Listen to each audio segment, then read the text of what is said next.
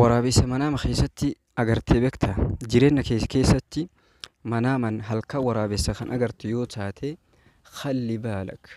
wallahi yaa obboleessa koo manaamni kun manaama ergaa cimaa qabuudha bira hin dabrin dursarratti obboleewwan keetiif sheer godhi manaamni kun ishaaraa jireenya kan keessatti si mudataa jiru ka rabbiin siif ergedha laafa miti manaamichi jechuudha kanaaf namni manaama keessatti waraabessa argu kuni haadha yadullu alaa imra'a sayyi'ata sum'a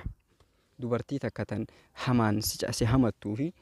iccitii kan keessi duuba hamaan sirraa fuutu irratti hiikama jedhan wayadullu aydan ala sihr yaa akhwatii kun manaama namoonni hedduun arganii fi hiika manaama namoota hedduuti jechuudha khalli baalak if eegi please wallahi waraabessi manaama keessatti arginaan khalli baalak alaa annaka mashuur qaxcan ati saharamuu keerratti daliila guddaadha namni waraabessa argu ka halkan dukkana keessa deemu halkan dukkana keessa kan deemu yoo ifaa qabaatte maasha Allah tabaarakallah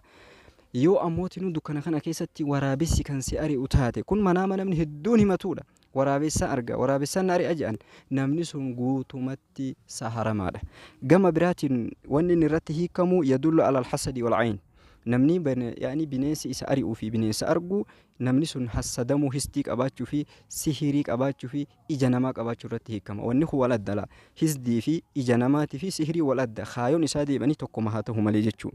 amma darbuhu aw qatluhu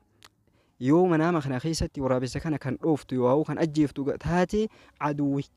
kan keessan injifachuu irratti kennaa jiran dubartiin takkatan garaa waa qabdu yoo kan agartu taate mushkilaan jireen yaani mushkilaan isiin qonnamuuf deemu irrattis ni kennama jiran akkuma san ammootinuu amma binnisbati lil asbaa miciyoon takka yoo mucaan dhiiraa tokko kan hin heerumin manaama keessatti waraabessa kan argu yoo kan tahu taate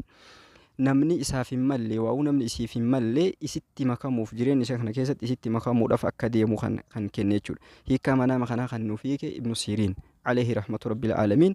beekaa hiika manaama keessatti fakkii ka hin qabne isatu nuuf hime jechuudha akkuma san namni dhiiraa tokko kan fuudhe waraabessa manaama keessatti normaalii waraabessuma kana yoo argu taate kun namni sun karaa sirrii hin taane irra akka jiru kan kennuudha jechuudha